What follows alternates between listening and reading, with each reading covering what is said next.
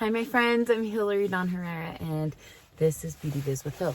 It is freaking freezing where I live right now.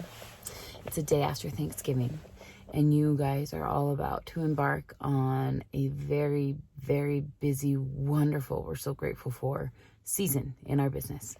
So let's talk about how to not lose your damn mind during the season. First thing, scheduling. Make sure you have clients booking out and book them one past the holidays, as in have them booked twice. This will help you avoid that slump after Christmas into January, and it will help avoid that crazy hit of right before Valentine's Day. It helps keep things balanced. Help them know that things will fill up if they don't get a spot.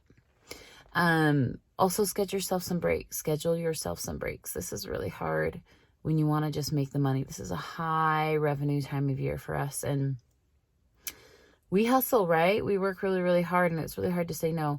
Please, please, please trick yourself into a break.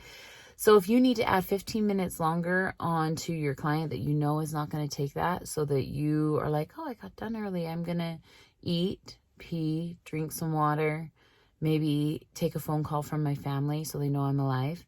Do it. Otherwise, put a block in there and let it be.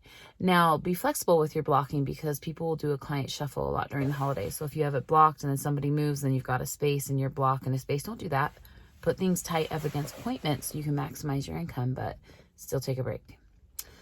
If you're going to work late, only do it once or twice a week. Don't go in every single night all the way through. You won't enjoy any of the holidays. You need to do some of those fun things too. And I've even started telling clients, like, I just don't want to miss my kids growing up, right?